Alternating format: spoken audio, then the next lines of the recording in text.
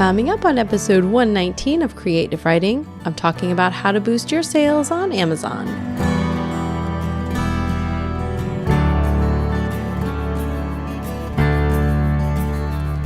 I can't go back to sleep, it's almost light. These restless thoughts have kept me up again tonight. Hello, creatives. This is Kirsten, and welcome to another episode of Creative Writing. I'm so glad that you're here.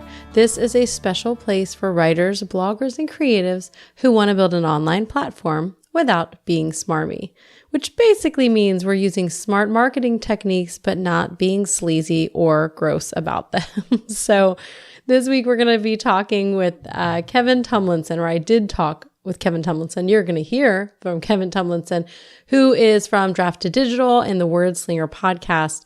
He is sharing kind of something unique. We took 4 books from you guys, community members, and he and I kind of discussed some of the finer points of the Amazon listing and things that could be done better. Now, this is going to be great even if you're not one of the 4 people whose books we're talking about, because there are some really common themes. You'll start to hear them.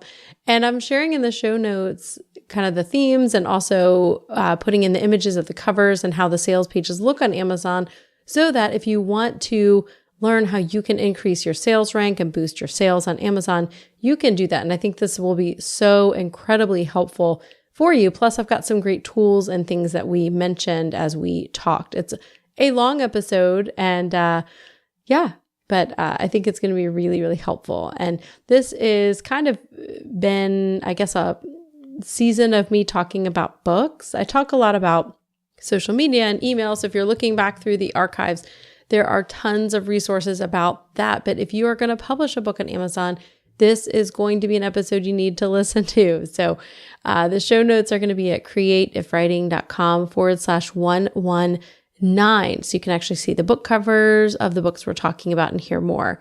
So I'm really excited to welcome Kevin. He is a fiction and nonfiction author. He is the host of the Wordslinger podcast, among a few others, actually. And he now works at Draft to Digital. And we do talk a lot about Draft to Digital. And so, big caveat, he works for them. But, he talks about this on the podcast as well. He works for them because he was an author using them and kept mentioning them. And so they finally hired him.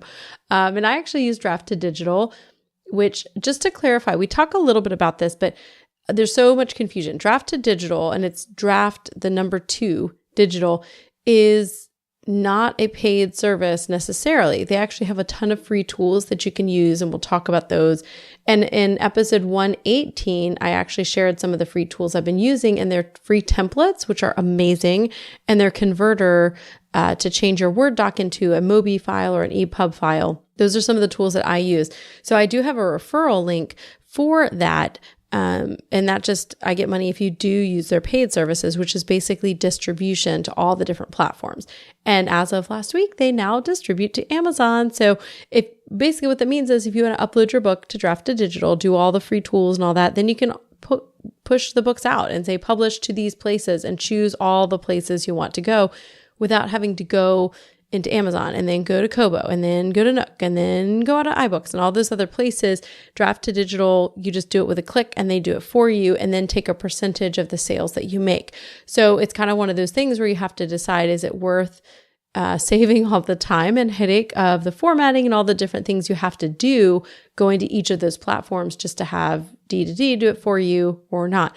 So you do not have to pay. You can actually use their formatters, and they have a universal book link that will create a page for your book so that you can send people there and it will show them, they can choose, like, go to Amazon, go to Nook, go to iBooks to get your book. So it makes it, you don't have to give them like 80 links. You give them one universal link and that shares your books. It's pretty cool. So anyway, caveat, I do have a referral link for that, and he does work there, but that's not why we're recommending the tools. It's really just because they're awesome. And so I hope you guys know that, but I did want to give that caveat up front in the spirit of being non-gross about marketing. And so if you do want to sign up, if you haven't yet, and create a free account to use their free tools, you can do that with my referral link by going to creativewriting.com/D, the number 2, D.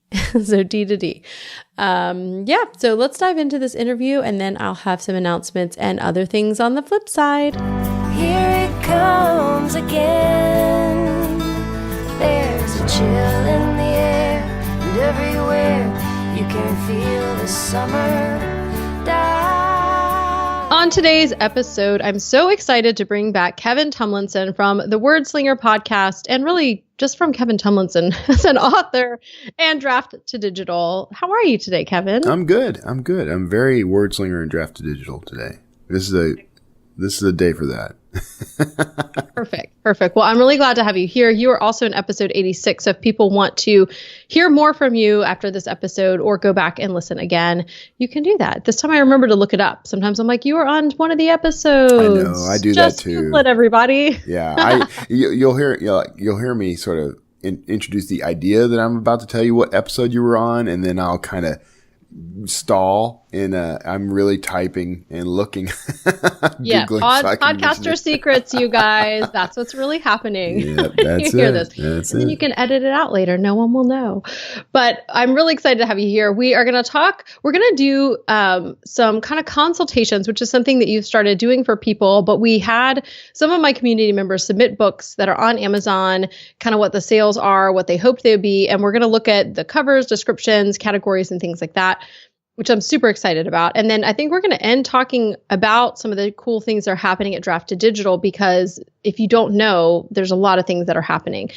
Before we dive into that, though, just for people who don't know you or didn't listen to episode 86 or don't listen to Wordslinger, which you should, why don't you give a little intro kind of yourself? Okay. Well, I'm a best-selling and award-winning thriller author, which is the thing I'm most proud of these days. I am the host of the Wordslinger podcast, which primarily is aimed at the indie author crowd, entrepreneurs and indie authors. And I've been doing that for the past, I think, 4 years now.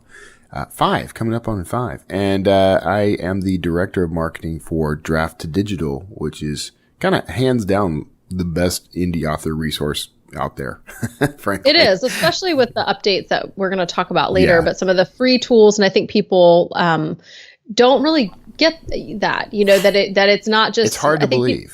It is. There's a lot of free things you guys offer. Like, you don't have to pay Draft to Digital anything to use a ton of really great free tools. Right. That's exactly right. Very cool. No one believes that, but I can prove it's it. true. It's true. Okay, so we are going to dive into doing some consults, and I think if we're looking at the same order, I think I did them in the right order. But we're going to start with All About Dogs. Is that the one that you have as well? That is the one I have up, yes. So it's All About Dogs, an interactive quiz book for dog lovers, and it's by R.V. Bowman. Now, just so you know, I don't know what episode this is going to be as we record, but I'll be telling you in the intro and outro so that you can go find all of these books and see what we're looking at, so that you guys can follow along, kind of get an idea. Right. That's right. All right. So where should we start with All About Dogs? Okay. We'll start the same place that the reader's going to start. If they happened across this book, the first thing they're going to see is the cover.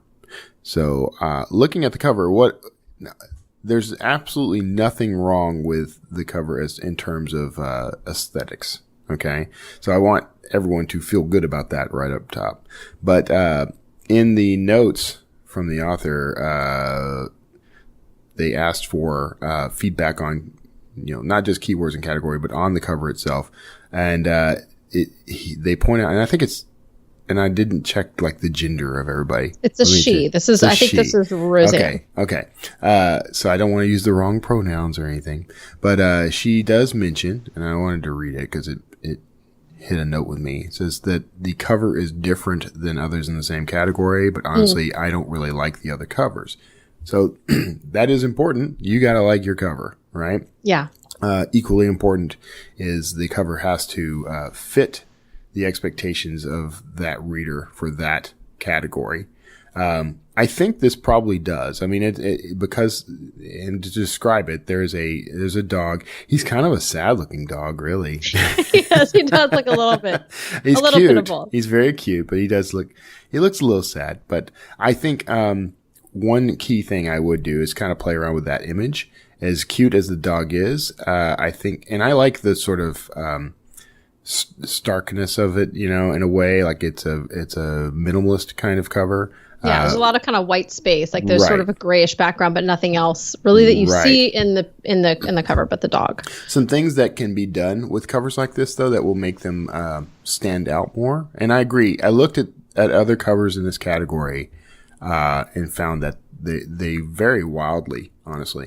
And it's funny because, well, I say this category. I looked at one of the categories. If you look at let me look at the other one real quick because I did mean to scan through that, but yeah, it's the same thing. So a lot of the books in these categories are fiction. So this is a nonfiction book, and by sort of definition, it's going to have a different look and feel. So I think she's captured that for the most part. I'm not a big fan of the text treatment for the title and subtitle. I think that we could play around with that just a little. Serif fonts tend to read. I'm going to put this out there. It reads like it's about sports. Yeah, it does have the All About Dogs is in that. I think there's like I forget the name. Maybe it's in Pick Monkey. There's one similar to this, if not Right. the same one, and it is like a sports theme. Right. And also there's 3 different fonts. So like the title and then the subtitle and then the author name. Right. All different fonts. All different fonts, which is I don't have a problem with with varying your fonts per use. That actually isn't that big a deal, Yeah. but I do think they kind of need to be they need to be in completely different families if you're going to do that. Yeah, In other and words, work well together. I don't and think work they're well working well together. together. Right. You could easily you don't want to do something that's unreadable. And at thumbnail size, the subtitle of this book is completely unreadable. Which isn't that big a deal because the focus needs to be on the All About Dogs. So these are the things I actually think are being done right. The title itself at thumbnail size is readable. That's good. The red does tend to call it out. The font to me makes it seem like it's a mismatched genre. I think I would go with something a little softer because when we're talking about pets in particular, we have emotions. The purpose of all marketing materials for authors, it all kind of comes down to emotions and experience, right? And I'll talk a little bit about experience in when we get to the description, but I would soften that font. I would go with a sans serif font, which means it doesn't have the little, the serifs are the little, we'll just use the technical term, doinkies. I was going to say doohickey. Both are bad. They're those But little, you know what we mean now, right? yeah, they're the little knots and overhanging bits that are on the font. I would soften that. I would change the font I'd change both the title and subtitle to sans serif fonts altogether. For one, I think that will make it more readable at thumbnail size. But I want to address the image because I think you could actually make the image more dynamic if it were enlarged and moved. So in photography, there's something called the rule of thirds, which I don't want to have to go into too great a detail over. You could look that up on Google, but essentially if you imagine a grid over this image and there are 3 boxes per row and 3 rows, okay? You want the focus of the attention to be on where 2 lines cross. So if you were to enlarge this image and move the dog over, say, to the left to where his cute little face is, in one of those thirds, it would add some dynamic energy to the cover. So if you were going to stick with a minimalist cover and do this, I would bring the dog's face more into focus. In other words, you can still show his body, parts of his body, but I would blow it up a little, make it more dynamic. Because right now it feels isolated. It doesn't draw me in. Am I making any sense? Yes, absolutely. And I just keep coming back to he just looks really sad. He And does I know, look like sad. it's a great picture, but I kind of feel like when I look at it, if I hadn't read like what it was about, it makes me think of like one of those memoirs where the dog dies in the end. Yeah, and that's exactly. I didn't quite want to go there because I didn't. I went there. I don't want to think about dogs dying, but Sorry, everyone. but it starting does, with a downer. It does have that. It has that. Like this is. It feels like it's going to be a memoir about a dog you lost. That's the way it feels. Like as soon as I see it. So that could be part of the reason things aren't quite moving the way the author might want. And you always want to experiment and try out different covers. I would recommend doing something like, using PickFu or something, or even going into go into the I'm going to butcher it. It's create if writing, which messes with my brain, by the way. But I know, I'm it's sorry. brilliant. It's brilliant, but it messes with me. But test out your covers. There's also, if you're a member, you can go into the 20 covers to 50K group and test covers. Oh man, you will get feedback there. You will totally get feedback there. I don't do it, honestly. I'm going to be completely honest with everybody. I won't put my covers on there because A, I make my covers and I don't want to hear it. And B, you do get kind of a variety of opinions. It might actually be more beneficial to find a group of people who either read or write in this genre and test your covers with them. But if your cover it's okay for your cover to look different than other covers in a category. That's fine. What you want is the feeling to be the same, because marketing is all about emotion and experience. That's what it comes down to. That's what we're selling.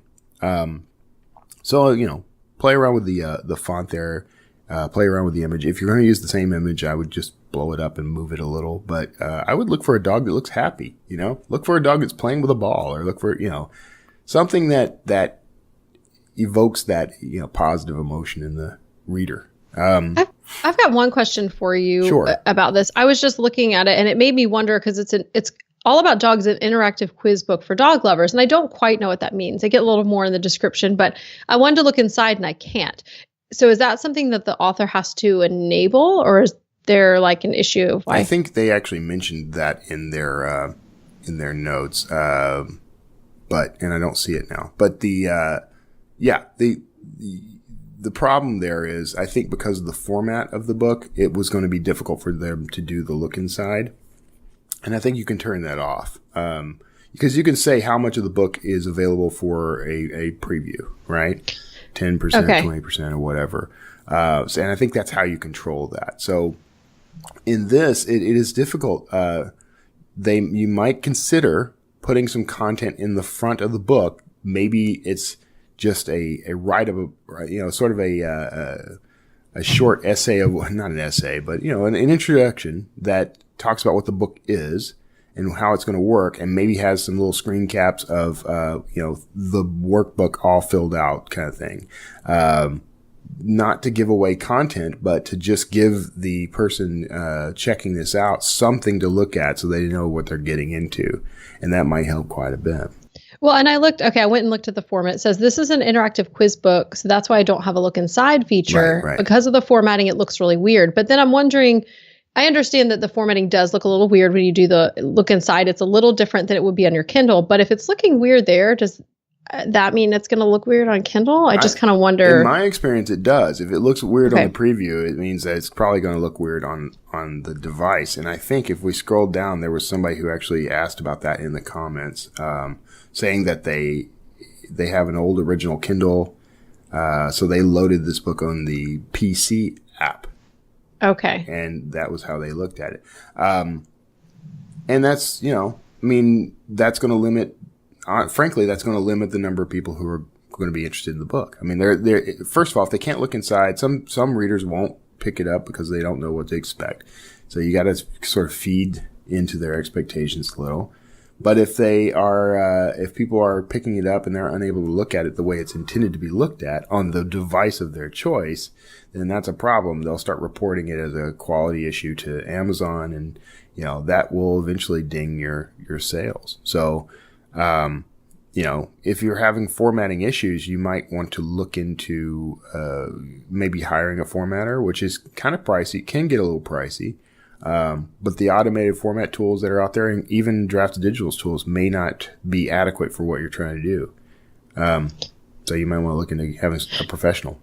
Well, and this is diving way deep, especially since I did not buy the book to look at it. Right. Yeah.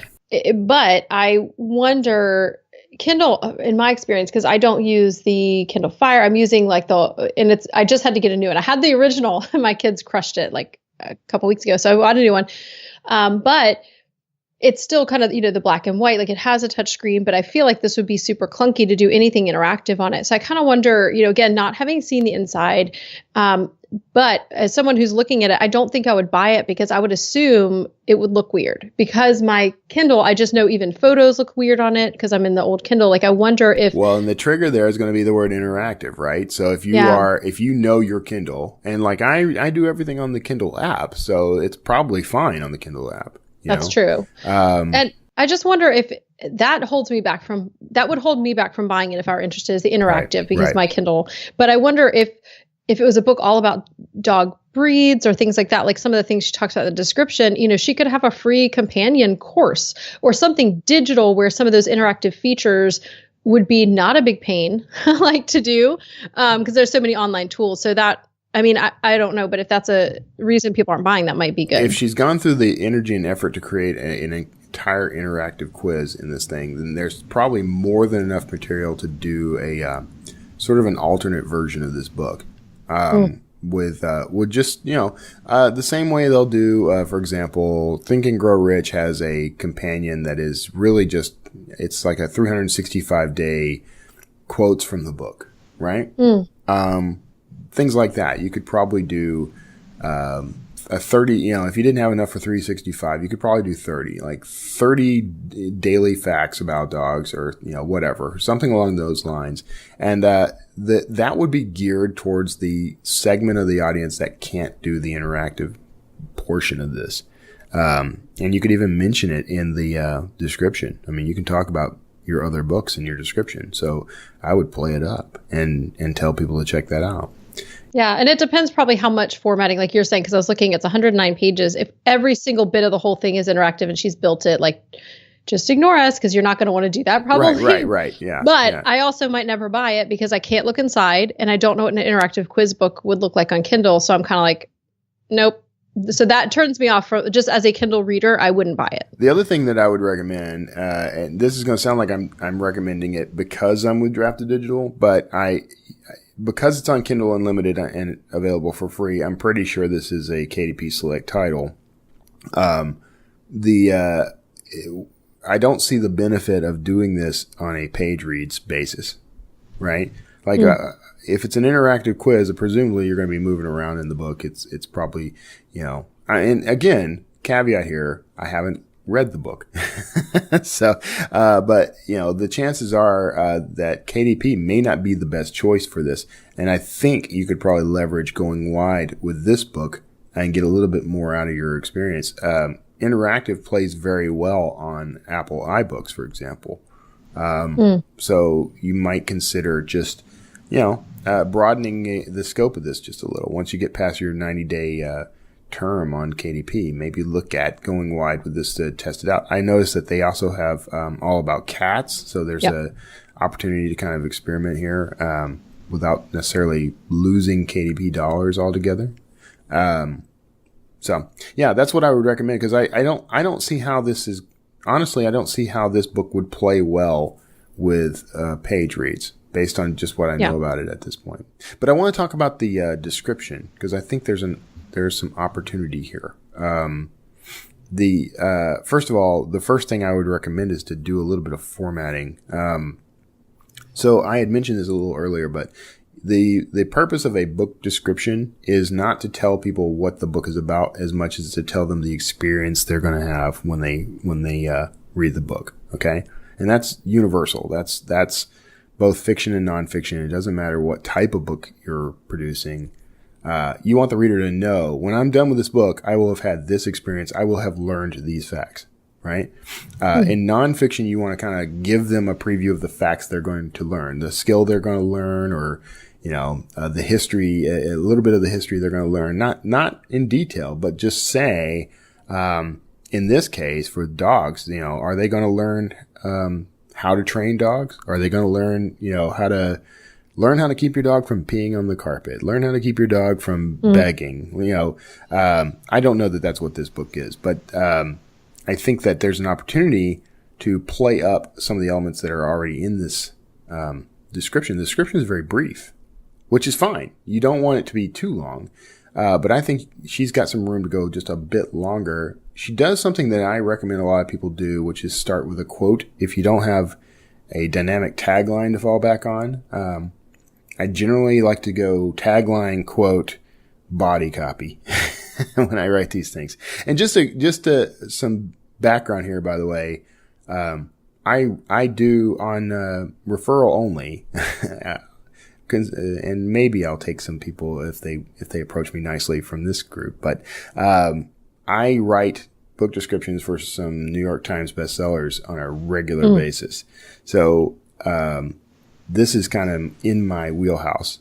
I would recommend, doing a kind of tagline for this book. If it's, I don't know, it needs to be something clever and short, but I would also use the HTML styling tags that Amazon allows you to use in these things.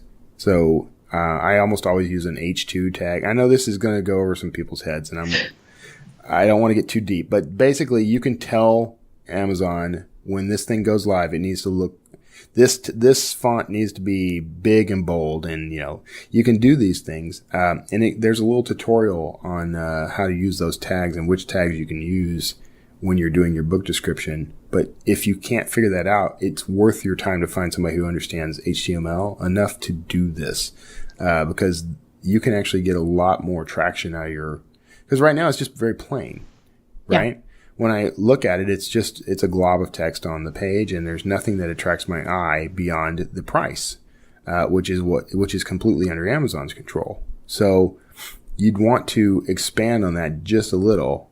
And in terms of nonfiction, you want to include a short bullet list, and it needs to be an uneven number of bullets. So 3 or 5.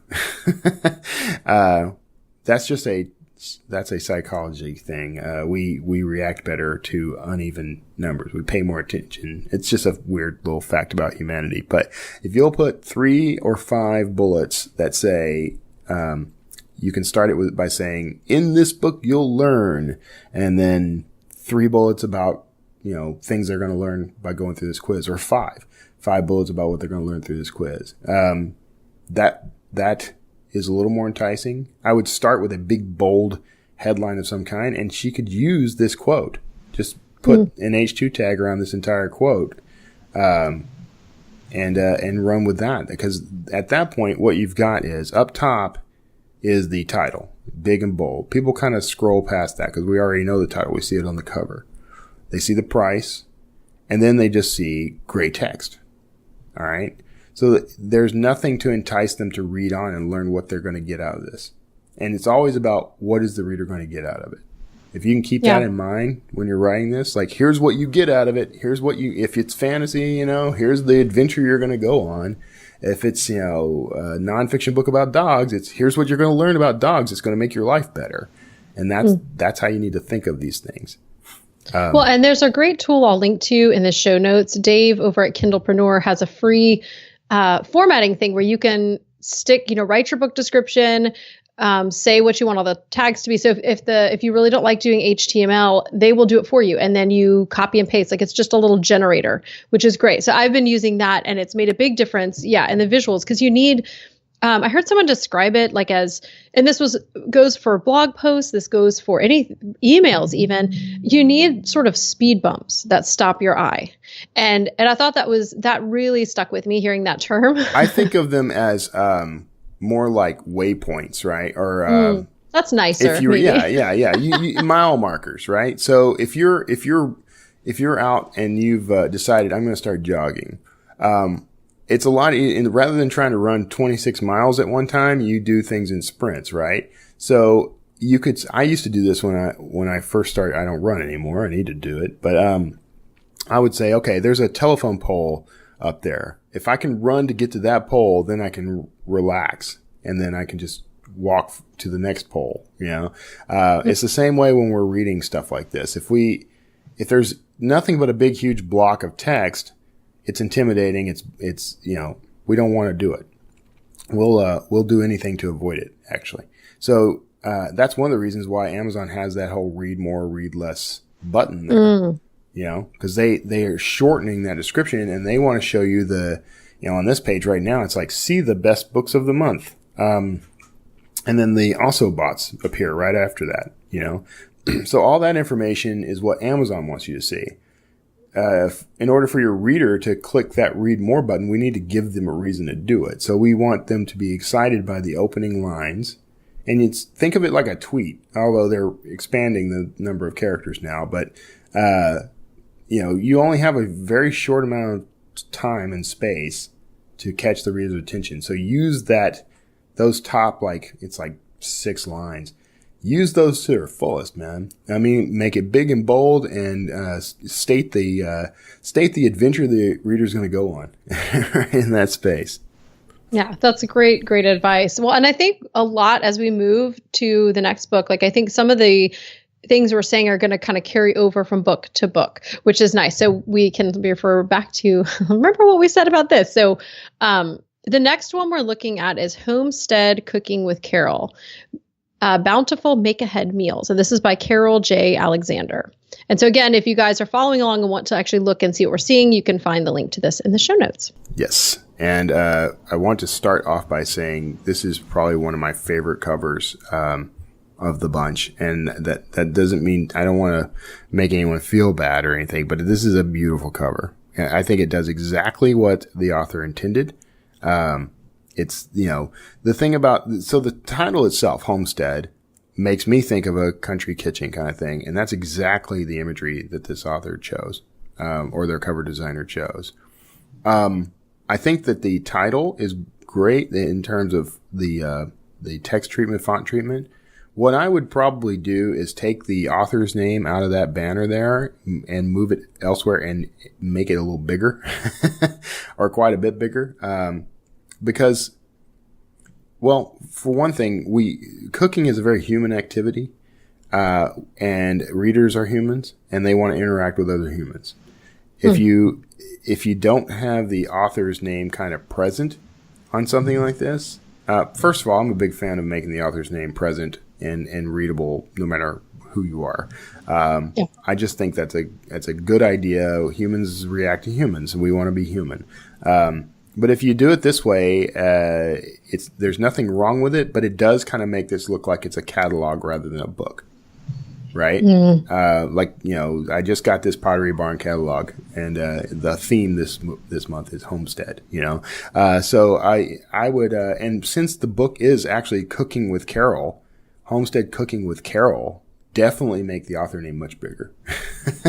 Well, my question, and this is, totally opinion, and the author may have sometimes you just know the things that you want to do and you just do them. But I almost look at this and wonder if it could just be Homestead Cooking, Bountiful Make-Ahead Meals, and then make her name larger. So her name is still present, but if I don't know Carol, if Carol were on the Food Network, Homestead Cooking with Carol, because I totally agree with you about the author name being big on the cover, by so-and-so should be big. I always like that. But in the title of the book, I don't know. I actually personally know Carol because she's in my community. But if I were just someone coming across the book, I wouldn't probably. And so for me, I would take it out of that. And then that would allow you to have the title and stuff shorter, so you'd have more room to make her name bigger. If that makes sense. Yeah, that's true. And you can play a little bit more with the cooking part since it can be its own font at that point. And I sort of went in thinking, well, Carol must be known for this. So I did sort of assume that. But I think that you're right. I think that if you don't already have the platform, that you're drawing upon, then, cooking with Martha Stewart, it means a little bit more than cooking with Kevin Tumlinson, right? Yes. So, you got to play to your advantages. If you are known and you have a platform, go for it. Put your name there. If I do things under my Wordslinger brand, I always make sure Wordslinger and Kevin Tumlinson are nice and bold, because people who are looking for that brand know me. So I'm calling to my platform and asking them to buy a book. If you have a platform, then do that. If you don't, it is better to kind of go without it. And I would also, by the way, remove the word buy. No one needs that. You don't need by Carol. You just need the author's name. Everyone gets it. That's true. I don't even notice those anymore, but I think that's a really good Right. point. And, looking at Carol's bio, she has published in a whole lot of places. And so, Carol, please don't think I'm minimizing your platform at all. But I also think sort of the first name, and that may be part of the reason as well that I was looking into this, because even if you are well known, you're probably not just well known as Carol. There are very few people who are just known by their first name. And, even the ones who are, often it's a weird first name. I think Martha, people generally will think of Martha Stewart. Immediately, yeah. Well, yes, but I will say otherwise, this. like Madonna, Lady Gaga, I mean, I don't. Right. Well, Yeah. if and first of all, I don't know her platform, so she may be huge, and that's fine. I think also, though, just to play devil's advocate a little bit, by putting that there, you're also sort of creating this perceived image that people should know you. So it could have a marketing advantage. What I would do is test those two titles and see how people react to them. A little trickier to test that kind of thing, but if you did pick Foo or something, one of the testing, side by side testing services that are out there, you can get some pretty good opinions on this and see how it plays. Again, like especially when it comes to nonfiction, I'm very enamored with the personal touch, and this feels more personal to have that name there. I know and trust, I don't know her, but because she's willing to give me her name right there in the title, that does feel a little more trustworthy to me. So I could make an argument for keeping the With Carol in there. That said, it really does kind of come down to your strategy, your author strategy, and the size of your platform. So if you're a complete unknown and no one's going to associate the name Carol with cooking, or if there's a negative association there, then those are the times I would consider whether or not to put that there. And also, if you're trying to build a brand around your name, like the reason I put Wordslinger on everything is that's the brand. So I want people to recognize that on site and associate it with everything. So there's another pretty decent argument for having that in there. Well, and I would say too, as you're thinking that, because I agree with that. And I think about the human factor. Yeah. Here's what I'll say. I'm looking at inside the book. When I do think of homestead cooking with Carol versus just homestead cooking with Carol makes me think not only is it going to be more personal, but I might be getting stories. Right. Not just a that's how-to. what it feels like to me. Yeah. Now, when I'm looking inside, she does mention the Alexander family, but it is mostly like a how-to. So in that case, I mean, Carol, you're the author, you're going to make the choice, but you've got some good arguments, I think, for to and from. But looking inside the book, I might take out With Carol from the title, because there isn't enough Carol in the pages that I'm seeing that it has to be in the title. Either that or start amping up your presence everywhere else. Yes. Because just like, any title and any book description is really about making a promise to the reader, right? Here's the expectations for the book. And if you don't live up to those expectations, if you write a romance book but there's just not a happy ending, then you're going to lose readers, right? In this case, if you're saying it's cooking with Carol, but you don't provide any Carol, then you've not met reader expectations. And I agree with you on that. It does feel like this is going to be a very personal hometown kind of, cooking vibe. And I may want that, and that may appeal to me. But if it's not paid off, that's no good. I think, again, looking at the description here, that's another place where I would do that. If you want to start amping up the presence of Carol in this, I would make sure you have a short bio about Carol in this description. Carol is, and I should refer to her whole name, right? Carol J. Alexander is the host of PBS's, Cooking with Carol or whatever, if she happens to be that. Don't make stuff up unless you're a fiction writer. But give some credibility. That's what this is for. You want to give yourself a little bit of street cred, right? It builds trust in the reader, which is what you're trying to do with a nonfiction book in particular. And again, this description I think is a good length. I think that it needs formatting. in particular, that bullet list, like first of all, I'd cap the first letter of each line. And there is a way to do bullet lists in HTML, and I think David's tool actually can do that. And again, I would do like a nice bold tagline or something up top to kind of get them in, and I would break these sections up. So big bold tagline or quote up top to start. This body copy is fine. I would probably put the title of the book in bold in that first paragraph. I'd like that you're starting off with, it shows you the busy homestead homemaker. Well, right there, I learned two things. First of all, I learn who the audience is. And if I consider myself part of that audience, then I'm already kind of hooked. Second, you're telling me exactly what I'm going to learn. That's good. You're not giving me specifics. You're not saying you're going to learn how to braise, or you're going to learn how to caramelize onions or carrots.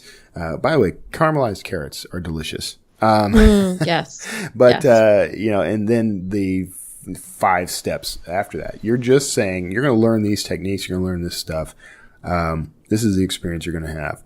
I like that bullet list there. I would bold that line. In addition, how would you like to? I would probably change the verbiage there and get the question out of it. I'd say something like, in addition, you'll learn, which is a little boring, but you can spice it up. And then shorten these little things. Take the commas out from the end. This is not a continuing paragraph. Go ahead and treat this like regular bullet points. You're going to learn this, and then this, and this, and this, and just run through it. And then keep it at about, I think there are actually 1, 2, 3, 4, 5. There are 5 bullets. So you got a nice little list there. The paragraph following this is fine. And then I would do a quick bio, 2 to 3 lines, which is probably 1 to 2 sentences about who Carol is and why she's qualified to write the book. And then I would follow that with a CTA, which we didn't discuss in the previous book, but a call to action CTA, that literally at the end of this thing, you're saying, get started cooking today, by clicking on the buy now button above or something along those lines, right? I'd probably, if I were writing this, it would be much more clever, but, you want to tell the reader what to do, because believe it or not, that has an impact. We are sort of pre-wired. There's a couple of things, and if you read, there's a book called Influence, which if you ever get an opportunity, read. You'll learn a couple of things about how the human brain works when it comes to essentially how marketers sell to us. They tell us what action to take, and then they tell us why we should take it. And we're wired to respond. If someone came up to you on the street and said, could you, some absurd thing, like, could you please, hold my dog's leash because I have to go to the bathroom? If you just walked up to someone and handed them the leash, they'd probably hand it right back to you. No, I'm too busy. But if you said, because I have to go to the bathroom, we're hardwired to be sort of kind to people and help out when they need us. And they gave you a reason, so you're going to stick around and help out. So, give the reader a reason why they should buy this book, and tell them at the end of the description, go buy the book and read the book. Yeah, that's great.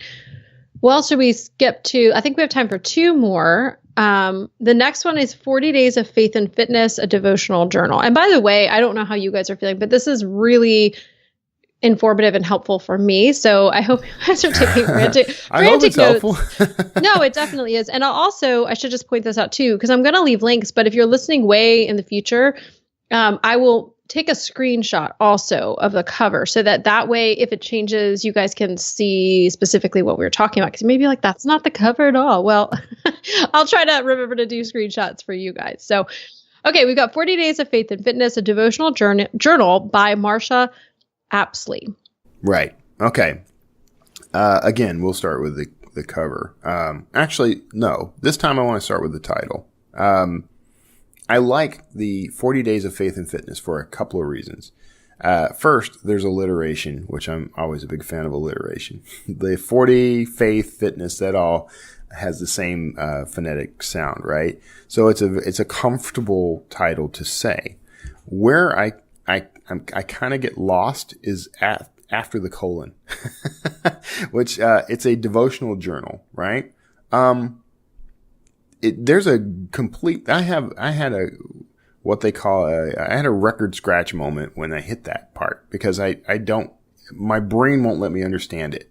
Okay. So I read 40 Days of Faith and Fitness. Immediately I'm thinking, man, this is like a spiritual fitness guide. This is the sort of Christian alternative to yoga, or something along those lines. And maybe that's maybe nowhere near right. Okay. I'm just saying I read that as, okay, this is about my spirituality and my physical health. Right. But when I get to the devotional journal part, it's like two different books to me. Like that's two different concepts to me. And, so I get hung up on it. And because I get hung up on it, I pause. Because I pause, I don't read the rest of the description.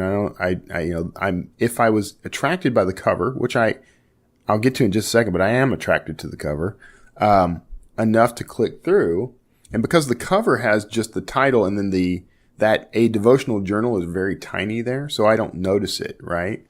I'm much more likely to click through because of the cover image, but when I read that title, I stop. So I need to go back and look at, because I know she wrote some notes, and I want to make sure that I'm referencing that. Okay, so she sold 64 copies and a few at a local bookstore, which, by the way, congratulations. That's pretty awesome. Getting your book into a physical bookstore is tricky for a lot of authors. I know. I was like, I want to know how she did that. We'll have to pick her brain on that. Have to get her on the line. No specific questions. Okay, so first book, all very new. Thrilled with this response so far. You should be thrilled. I think... I don't know when the book released. Let me go back and look at that. Do we have a release date? I thought there was one on there. I never remember where all this information is. It's always down below. So September 16th of this year. So this book has been out for a scant month, just over a month, right? As of this recording. So those sales in that time frame, based on the category of this book, religion and spirituality, is not a high seller category. And having it in bookstores, I'm going to go ahead and say, Marcia, that you've done a fantastic job with getting this book placed. So kudos to you. If you want to kind of amp this up a little, we'll get into that. My first instinct is to remove the subtitle of the book. Just take it off. You could leave that in small font somewhere on the cover if you feel that it's important to let people know what the style of this is. I would just mention something in the book description. But I think that to me, that's derailing me as soon as I get here. Okay. In terms of the cover, first of all, the image is fantastic. Like I love full page images, like this, that sort of tell a story. There's like a little vignette, you got a very attractive, scenario going here. I look at this and I feel, comforted. Okay. Yeah. I love the cover as well. The image is really perfect. Right. I think it's great. The fitness part of this doesn't read through in that cover, in that image, but I think that the 40 Days of Faith covers quite a bit. Like, you've got, definitely a feeling here of this is about your spiritual, mental, and physical health. That's what I feel like. And the word fitness automatically implies to me that I'm going to be doing some exercising. But it seems that this is more about, sort of a practical approach to losing weight that is not necessarily get your butt in the gym and, sweat for an hour or whatever. So, I feel comfortable with it. I feel like it works. Again, I'm real big on text treatment, font treatment when it comes to, typography is kind of the technical term for this, but I'm very big on the typography. I think that the font that's being used here, there's some room to play. Like there's a kind of spacing, kerning kind of issue going on, with the layout of this. I think you could probably, move this to a different font and play around with the spacing and make this much more attractive, because the feel right now is that You picked a great image and you built this in Canva or Photoshop Express or something. Honestly, I mean, I don't know the background story of the cover, but the text that appears on the cover makes it feel like an indie cover, which is not necessarily a bad thing these days, but it can turn some readers off. Now, that said, there's a shift that happens because of the category this is in. The people who pick up books in this category, religion and spirituality, are much more forgiving when it comes to the aesthetics of a book cover. So she's proven that actually, because she's making sales. She's doing pretty all right with it. But I think that there's a way to make this sort of cross the boundaries a bit. I completely lost the phrase I was looking for, but when Christian music becomes contemporary, and gets on the regular contemporary radio stations, there's a word for that. That's what I was going for. But I blew it. But I think there's a chance for you to do that, with this book. I think you could reach a wider audience. The category is going to be somewhat limiting for the book, to be honest, but the good news is that's a growing niche audience and they love this kind of stuff. So I think I wouldn't mess with the category. I wouldn't tinker with that too much. I would play with, I'd definitely make the author's name larger. Ironically, I think the text treatment for the author's name works perfectly. It's a sans serif font. Yeah. I love it. And the fact that it's that, black text over that white portion of the image, makes it pop out. I would just make it bigger. Probably at least twice the size of what it is now. And then, take a look at some other books. I was going to say take a look at other books in this category, but I don't think that's a good idea. Take a look at other books in the sort of, look at the books that are geared more towards the yoga crowd. Cause a lot of those guys are marketers. They actually understand this stuff. Look at some of the bestsellers in the, spirituality and fitness when it comes to, outside of the Christian faith, because they're doing some pretty interesting things with their covers. But I would keep that image. Definitely do the formatting we talked about on the description. First of all, there's the great tagline right up top. You could probably do both of those questions. Make those, headers basically. Big, bold, tired of, this line alone gets me, tired of avoiding your reflection in the mirror, and then I'm in, right? Yeah. You could take that other question and move it down, make it also a big, bold headline, format, and move it down further to break up these paragraphs. Okay. And then you've got those speed bumps, like you said, or the waypoints. You've got, you've got something that breaks it up. The question needs to somewhat connect to the content that follows it. But I think you've got, these are generic enough that they could probably be dropped in almost anywhere in this body copy. And then I would also include, and you do get, by the way, we didn't mention this before, but the author bio does appear on this page, but I would take a sort of shortened version of the author bio, 1 or 2 lines, and put it at the bottom, and again, include that CTA. And I think, the bones of a good description are right here. I think you could probably get, just a little bit of a tweak and you could get away with quite a bit here. But yeah, I think the one big takeaway that I think people are probably going to have from this is the formatting, because I think until this year, I didn't know you could format. And I've been updating on my, or some of them anyway, the descriptions with the free formatter over at Kindlepreneur. And that was just such a kind of game changer because I had no idea. And another thing I've been doing as well is going to book descriptions written by people I know are copywriters. So now that I know you do this for people, I'm going to go look at yours more closely. But Brian Cohen, right, who's an author and on the Sell More Book Show, he writes descriptions. He has a whole business about that. So I go look at descriptions from his books that are in similar categories and see even just the formatting or the fact that he has about Brian. He'll have that in that description. So you may learn a lot from that. On the nonfiction side, I write all the descriptions for the Miracle Morning books, Hal Elrod's series. Okay. So you can go look at those. And unfortunately, okay, so here's something you're going to want to be aware of. Amazon tends to play a little loose and free when it comes to what's known as the break tag.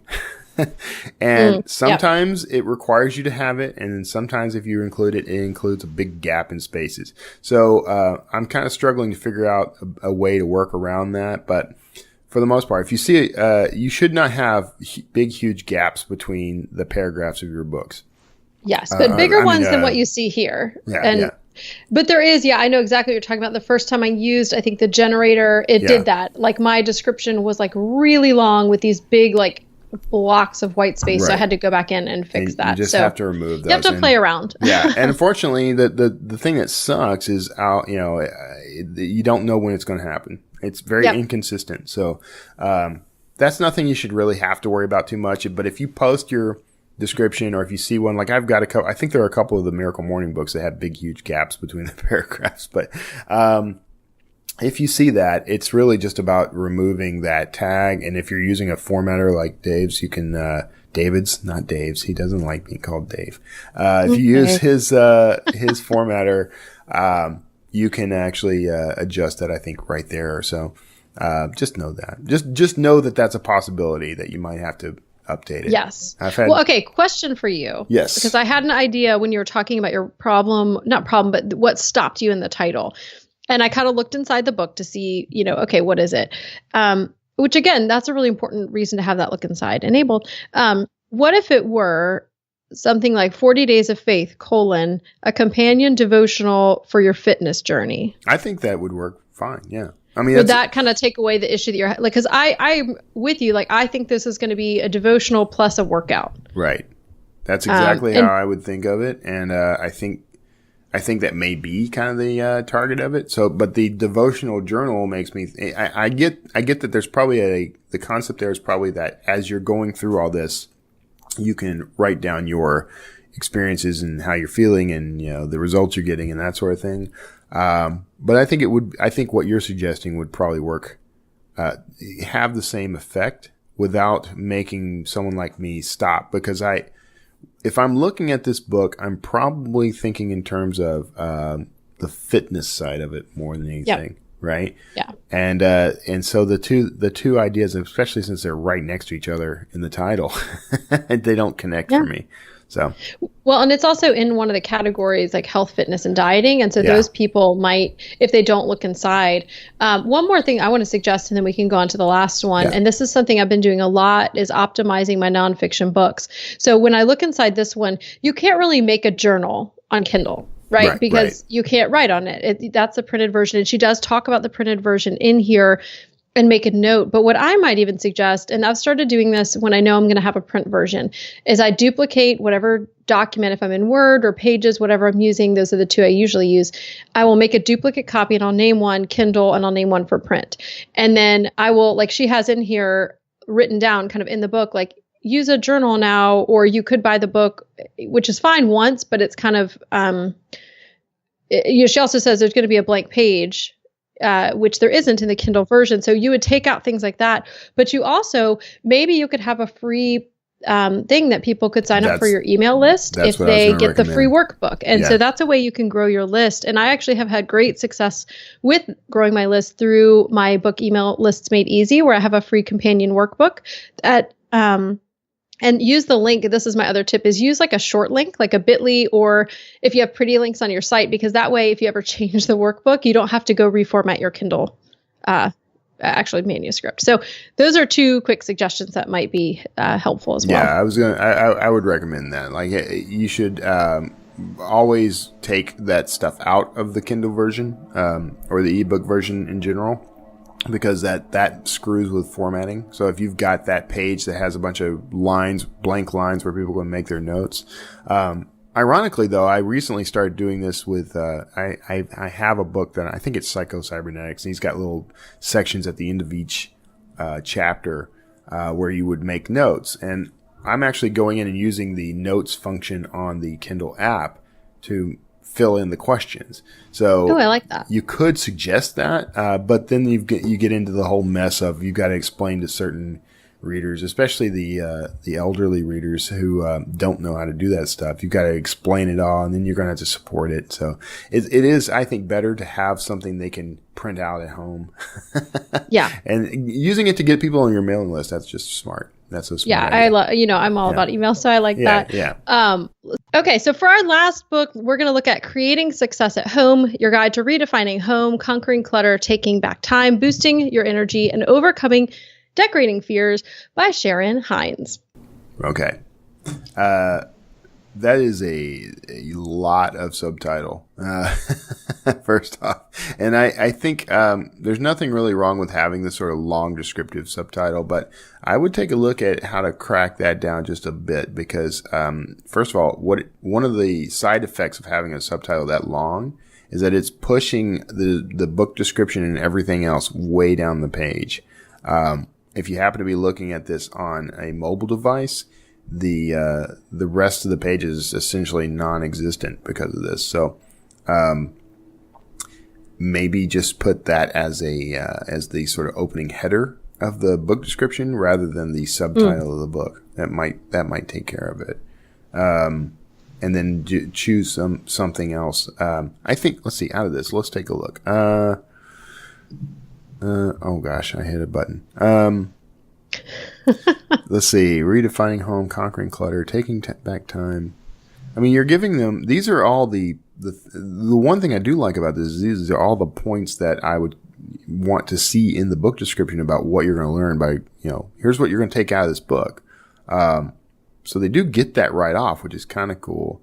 But, yeah, I think I would probably go with, creating success is a weird title for a home, design decoration book, I think that might be hurting things a little. Yeah, so they did want some feedback on the title. Okay, good. I don't feel as bad now. The title is not doing it for me, honestly, because creating success at home sounds to me, first of all, given the style of the cover and that title, the first thing that pops into my head is that this is all about getting your family together, your kids at the dining table, and talking about, getting them in the habit of talking about their school day or whatever. That's what this feels like to me. So I don't think it's hitting the right notes for what it is. Because what I'm gathering from the subtitle is that this is all about, and there's a lot happening in this book. I'm going to be honest. But I think overcoming decorating fears is kind of an interesting statement to throw in with the rest of those. The conquering clutter, taking back time. I think these are all points that you make in the book description. These are the things you're going to learn. I think the title probably needs to change. And I'm struggling because I haven't read the book or talked to the author about it. I'm struggling with what I would recommend for that. But I think just to speak to this a little bit, because I know Sharon personally, but also follow her blog, and kind of a lot of the ideas that she talks about are the importance of all of those things like clutter and decorating, creating a sense of home, and how that impacts your whole family, if that makes sense. So I think it is a little bit bigger. And so coming in knowing that, I don't have a problem with the title, but then I see like coming in and not knowing her, I'm like, oh yeah, I would read this differently if I didn't have a sense already, if I hadn't read her blog, I guess. I think you stumbled on a pretty decent title though. Like creating a sense of home, I think is a good title. Because I think something along those lines would encompass the topic that she's outlined here. Or some, maybe we refine that. It would be, something, just a sense of home or something along those lines, right? Because and I'm sorry, like every podcast, it doesn't seem to matter what day, what time I do this. I get a whole bunch of guys coming in my window with leaf blowers. So, and just specifically under my window. So I think that, there's an opportunity here to probably capture more readers with a change in title. And we want the title to have the feel of the book, right? What I'm getting out of this is it's probably about organization and, a design aesthetic, but also a functionality in your home that can actually give you more of your life back, right? Yeah. That's what I think we're going for here. And if I look into the description, it's like, what if you could create a home and life you love? Awesome. That's a great I would make that the big bold tagline at the head of this thing, in big bold letters. And, that to me tells me a story right off. And the rest of the description is a nice support for that. We've got the little bio, right? As a lifestyle blogger, Sharon Hines. So there's our credibility. I mean, in the bio, in the book description, I think she's hitting all the right notes. I might change the order in which some of this information is presented, but I think that she's right on the money with how she's describing the book. I still included a CTA. No, she's got a CTA even. Order yours today. I would make that bold and make that whole little line down there stand out. But I think that she's kind of on the right track as far as the description. I would take this subtitle and make that a set of bullets somewhere in the middle of this that says, in a sense of home, you'll learn. And I'm kind of stuck on that title now, but that doesn't have to be the title. But then you start saying, how to redefine your home, how to conquer clutter, how to take back your time, how to boost your energy and overcome decorating fears. I think that's where that belongs. Definitely would shorten this. So it could be, and let's just stick with a sense of home for now. A sense of home. And then the subtitle could be just a very very much shorter version of what you've got here.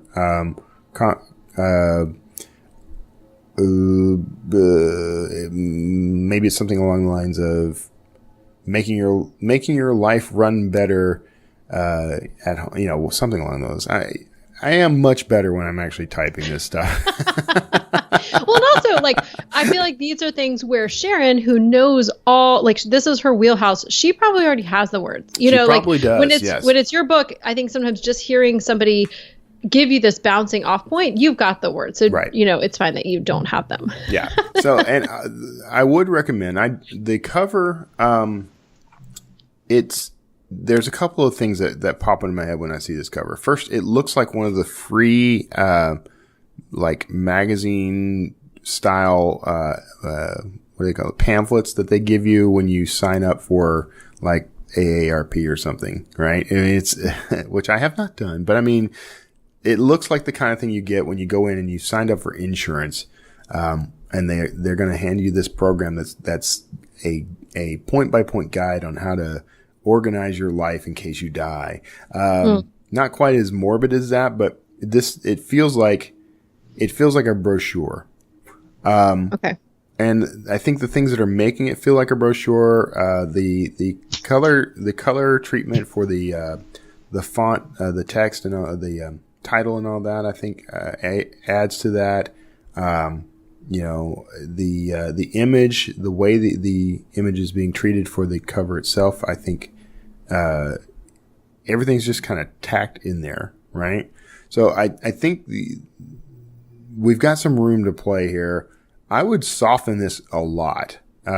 If you shorten the title and the subtitle, I would go with something much more like actually, if we refer back to the Homestead Cooking with Carol, I would probably go in that direction with it.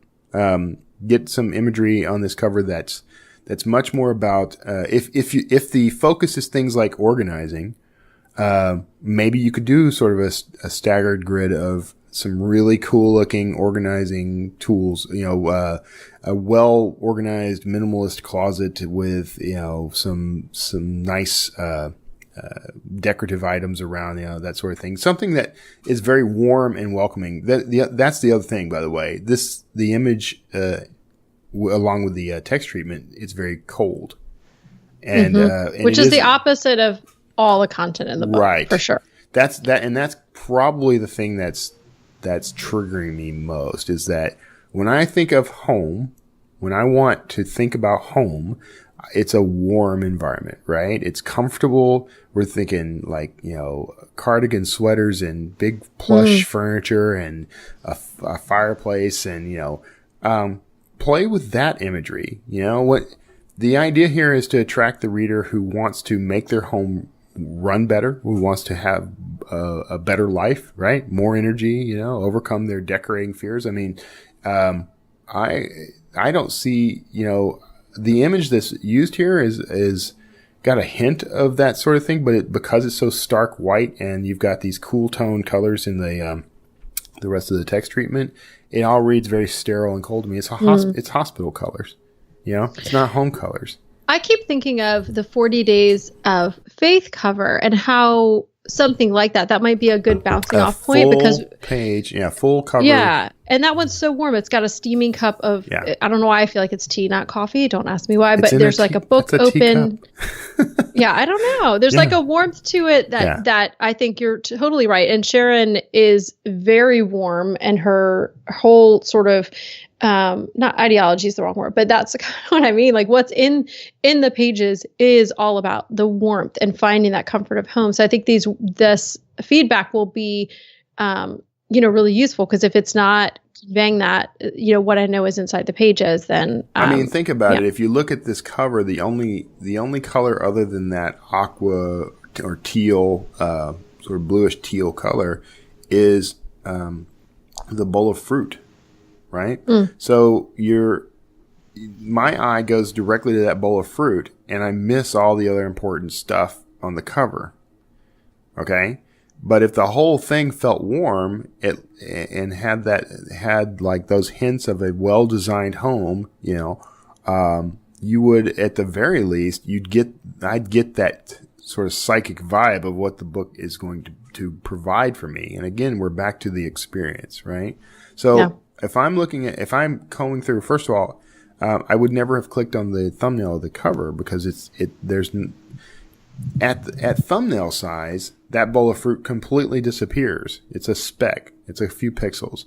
So all I see are the hospital blue. It's like Scrubs colors. And I sound so negative. I'm not trying to be negative. I'm trying to point out what I'm seeing that's not working. I think that if you were to warm this up quite a bit, play around with the text treatment, make it softer, and when I say that, usually you don't want to go like on to a full script type font necessarily, although Carol did that with Homestead in the Homestead Cooking with Carol, and that worked quite well. It's readable, it's a clean font. I actually think she did a pretty good job with the text treatment on that one. If you went with a full-sized image for the whole cover, took away these bars, right? The thing about these colored bars is that it's dividing up the cover in sections, right? And so the top part is very sterile feeling because there's no imagery, there's nothing but a couple of really big blocks of text, including that subtitle, which is 4 lines, right? And then you've got the much more inviting image, which is still a little on the cold side, even though it does say Home Sweet Home. But my attention goes straight to that image, and because that's not the title of the book, and there's nothing there. And then actually having that text that says Home Sweet Home, it actually competes with the title. So I would definitely pull that. But I mean, I think the bones are really here, like very strong. The book description is very well done. Okay. Just from what I've read and looked at, there were some things I would swish around a little, but I think for the most part, this could work as is. If you made that top line a bold title, you could essentially leave this as it is.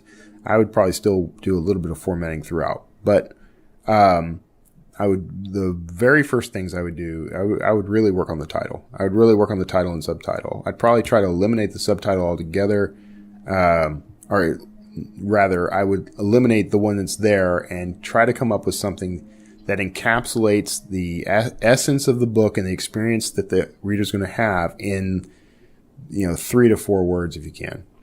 I think that's great. That's going to be tough to do, but I think sounds like she's got the chops to do it. I bet the wheel's already turning. Like by the time she's like at this point, she's like, I got it, you guys. I got it. Just reading her description. Just knowing Sharon. And I'm going to assume that she wrote the description. But if she wrote the description, I mean, she's clearly an intelligent person who understands what she's doing and understands her audience. So, all she's got to do is apply that and put some restrictions on herself. And we undervalue the sort of the benefits of restricting ourselves, you know. But definitely the key takeaways on this one, I think, are warm that cover up a lot, soften the text quite a bit,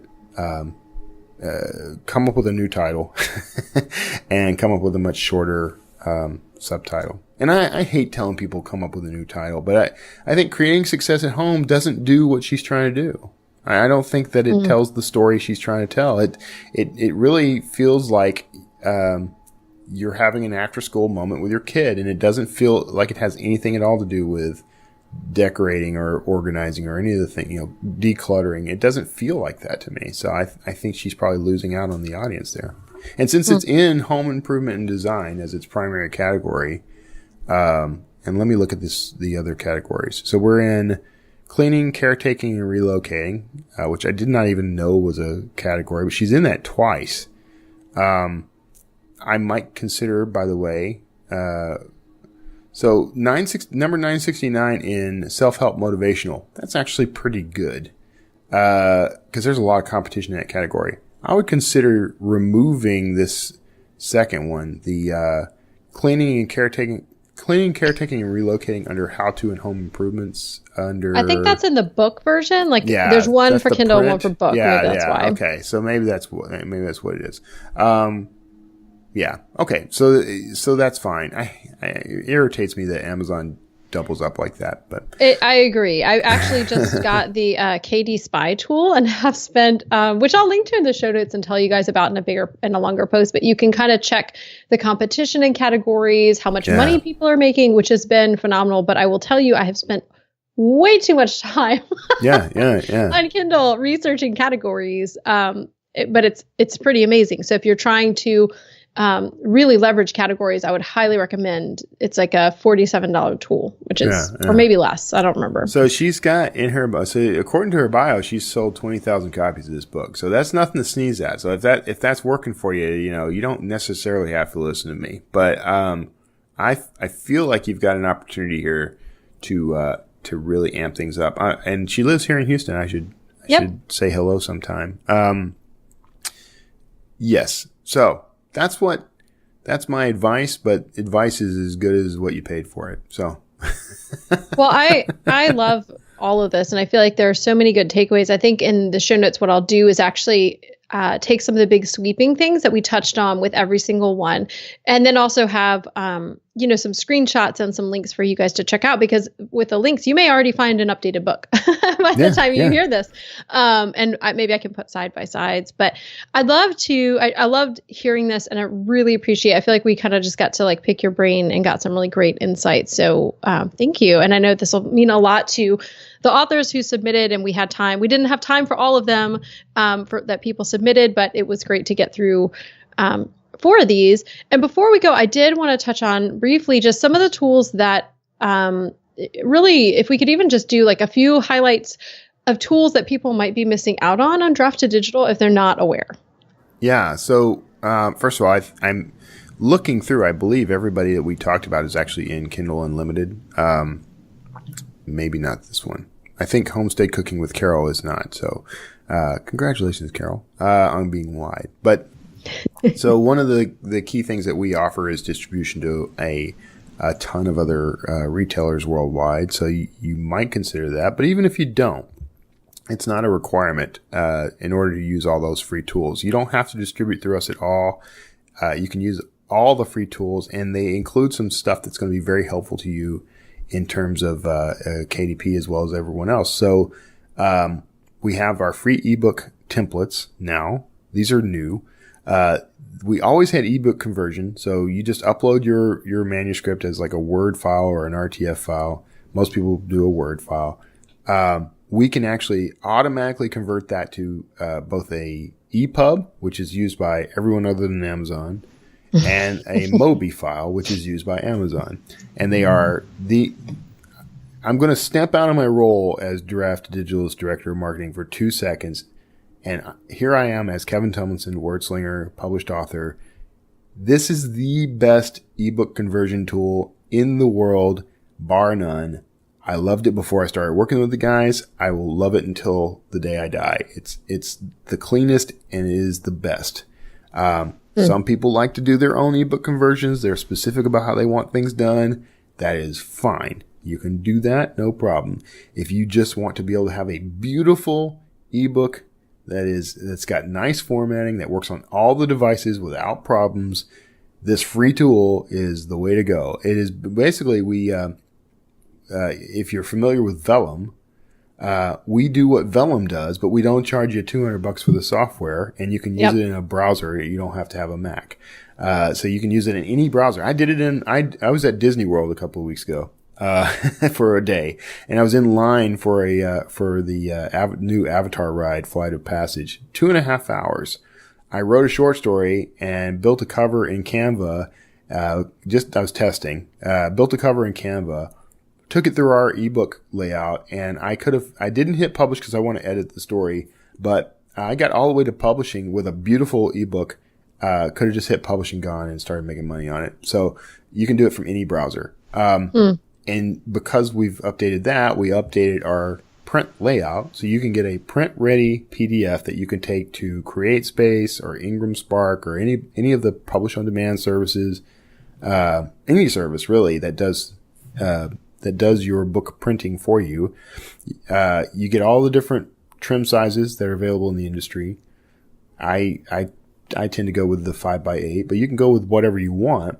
And you'll get that same treatment. So if you pick a format for your ebooks, your print books get the same treatment. They have the same header graphics, the same scene break graphics, and we've got like around 25 different templates to choose from now. So it's very cool and all free. So you don't have to be a Draft to Digital distributing author.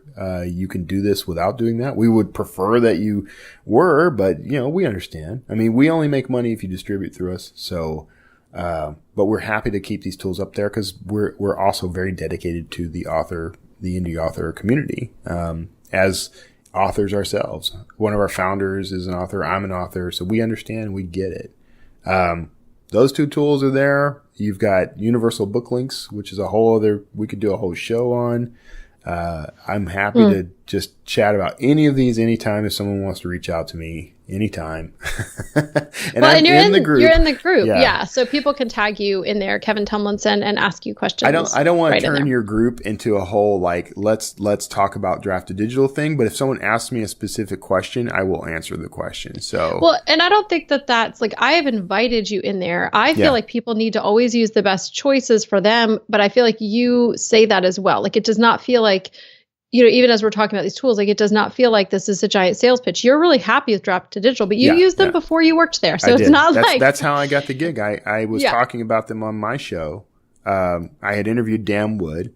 I had just reached out because I had a copywriting business, right? And I said, hey, if you guys ever want a hand with marketing, I'm trying to connect more with the publishing community, and I'd be happy to help out. And that's, they had heard me talking about them on various shows and on my show, and they reached out to me. So I was already a fan, a huge fan of the company before they ever offered to pay my way to conferences and, that sort of thing. So it's a great company. They really do have the author's best interests at heart. If you need help, they have their author support team.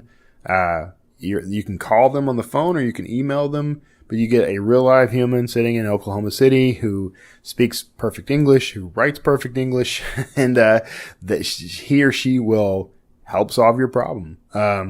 We actually sometimes get people who contact us with problems, for CreateSpace or Amazon or something, who aren't even our customers. We can't always help with those, but and we prefer you be a Draft to Digital author, but there you go. We can help out. We are adding Amazon to our list of distribution channels, by the way. Which is great. And you guys know, I mean, if you are publishing independently, that there are like 80 steps. Like, it's not hard, but there's just a lot of things that you have to go through. And per vendor too. I mean, yeah. So if you're not, one of the benefits of Drafted Digital is that, and again, this is not, I'm not getting paid by them to tell you this stuff, you guys. I really believe in the company, but if you find something else that works for you, great, that's fine too. But this will help you, the formatting, the distribution, all of those things to, trim down that list of to-dos. Because even if you're paying somebody on Fiverr to format something, then you have to wait. You have to send the emails. You have to send the payment. You have to wait. Anyway, it cuts down on the stuff. If you're paying do not pay someone on Fiverr to format your book. You just don't need it. You save the money and go do it on Draft Digital. Even if you're going exclusive to Amazon, you can download that file and take it to Amazon, or if you like to go to Kobo direct, some people like that. You can go to Kobo. You can pick and choose what you want to do. Our whole thing is we want to empower the indie author, and that's what we're all about. We want to make sure that you have the tools you need to do the work, so that all you have to worry about is writing. So every month we're releasing like a new cool thing that is aimed at that idea to make sure that you get to write and don't have to worry about things like formatting. Yay. We are all cheering because no one wants to worry about that. Right. Well, Kevin, thank you so much for your time and just your insights. Where's the best place for people to connect with you? If you're thinking in terms of Drafted Digital, go to draft2digital.com. It's the number 2. We do have the near miss though. You can type that practically any way you want. Draft2digital.com. And be sure to reach out to the support team there and tell them, by the way, Kevin said drop by and say hi. I get nothing out of it except that my name pops up in Slack and people know that I'm doing my job. And if you want to learn more about me, you can go to kevintumlinson.com or wordslingerpodcast.com, and both of those will get you plenty of Kevin, believe me. Awesome. Well, thank you so much, Kevin. And again, it was great to have you on the show. Thank you very much. I'm happy to be here. And all through the night, that bright harvest moon is shining. Okay, are you still listening? That was a really long episode, one of my longest, maybe my longest to date, but I feel like it was so valuable to get to hear from Kevin, who has sold a ton of books and been doing this for a long time and does copywriting for books like The Miracle Morning blurbs on Amazon, which is a pretty huge thing. If you guys know The Miracle Morning, it's a just continual bestseller. It's amazing. And so that was really great to get to hear his insights, and I hope it was okay to add my insights in there as well. But sometimes you just need another set of eyes. And maybe you, like me, didn't know that you could format your descriptions. I think I learned that like maybe 6 months ago. So I'm really new to that, but I've been doing it with all my books. And, it's a really simple thing that makes a big difference. And so I hope that you have a few takeaways from this, and we can talk about that more in the Creative Writing Facebook group. If you go to creativewriting.com/community, we can talk about that there. If you want more resources from me, you do, trust me. You can go to creativewriting.com/quick fix to get my Friday emails where I share newsworthy items like the fact that Drafted Digital does Amazon now and Pronoun is closing, which is another distribution service. So I'm going to share those kinds of news things for you so you don't have to dig around yourself. I'm going to share tips and other links that are really helpful for you. That's creativewriting.com/quick fix. So if you want to really connect and get the most out of kind of me, that's my brain. I send that out every Friday to you guys. Thank you also to my Patreon supporters who make this podcast possible. It takes a lot of time. It takes money every month, and you guys help defray those costs and show your support for my time spent and the money spent on the podcast. I could not do it without you guys. If you want to support the show for as little as, I think, $4 a month, which is like the price of maybe a medium Starbucks, if that's something you drink, you can go to creativewriting.com/Patreon. And I want to give a big shout out to our newest Patreon supporter, Alexandra Isabel, and she's actually the featured community member this week. You can find out more about this romance writer from Canada by going to about.me/AIsabel, and that's AISOBEL. So about.me/AIsabel. Welcome, Alexandra, and thank you so much for the support. If you go to Patreon, you can find all of the perks that you get for signing up, which are lots of things like a free group at a certain level and access to courses at another level and all kinds of things. And so I would love to have you guys join in and get some of those perks. And also, I love my supporters for the show. Thank you guys so much for doing that. And one last thing, and this is super time sensitive, but if you are listening this week is starting on November, I should know this, 13th, because my daughter's first birthday is on the 14th when this episode is probably going to drop. If you're listening this week, this is the last week to register for my in-person workshop, which is going to be December 9th here in Houston. If you are interested in planning out your best 2018, then you want to hear about this workshop. I am going to have a link in the show notes, but you can actually go to creativewriting.com/best year to fill out an application, because I am keeping this to a limited number of people. So fill out an application at creativewriting.com/best year. If you're in or near Houston, it's going to be a Saturday, 9 to 5, include lunch, include a big planning binder and small group kind of workshops, masterminding sessions with me and a very small, tight-knit group of other people so that we can plan out your best 2018. That's it for this week, you guys. Thank you so much for listening, and I hope you have an inspired week.